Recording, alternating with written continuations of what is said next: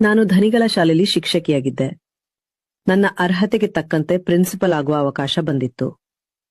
ನಾನ್ ಲಿಂಗಾಯತ ಸಮಾಜಕ್ಕೆ ಸೇರಿದವಳು. ಆದ್ರೆ ಘಣಿಗಳು ಕುತಂತ್ರದಿಂದ ಅವರ ಜಾತಿಯವರನ್ನ ಪ್ರಿನ್ಸಿಪಲ್ ಮಾಡಿದ್ರು. ನಾನು ನ್ಯಾಯಾಲಯದಲ್ಲಿ ಮೊಕದ್ದಮೆ ಹೂಡಿದೆ. ನನಗ್ ಜಯ ಸಿಕ್ಕಿತು. ಧಣಿಗಳ ಕೋಪ ನೆತ್ತಗೇರಿತ್ತು.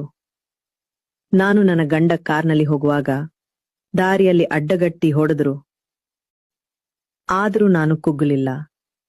ಯಾರು ಇಲ್ಲದ ಸಮಯದಲ್ಲಿ ಒಂದಿನ ನನ್ನ ಮನೆಗೆ ಇಬ್ಬರನ್ನು ಕಳುಹಿಸಿ ನನ್ನ ಮಾನಭಂಗ ಮಾಡಿಸಿದ್ರು.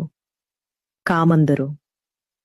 ಆಗ ನನ್ನ ಗಂಡ, ನಿನ್ ಜೊತೆ ನಾನಿದ್ದೇನೆ. ಈ ಸಮಾಜ ಏನ್ ಬೇಕಾದ್ರೂ ಹೇಳಿ, ನೀನು ಹೋರಾಡು ಎಂದು ಧೈರ್ಯ ತುಂಬಿದ್ರು. ನಾನು ನ್ಯಾಯಾಲಯದ ಆದೇಶ ತೆಗೆದುಕೊಂಡು ಬಂದು ಪ್ರಿನ್ಸಿಪಲ್ ಅದೇ. ಆಗ ದಣಿಗೆ ಇನ್ನಷ್ಟು ಕೋಪ ಬಂತು. ಒಂದಿನ ಮನೆಗೆ ಚಿಕ್ಕದಣಿ ಮತ್ತು ಅವನ ಕಡೆಯವರು ಬಂದ್ರು. ನನ್ನ ಮೇಲೆ ಮೃಗದಂತೆ ಎರಗಿ ನನಗೆ ಚಿತ್ರ ಹಿಂಸೆ ಕೊಟ್ರು.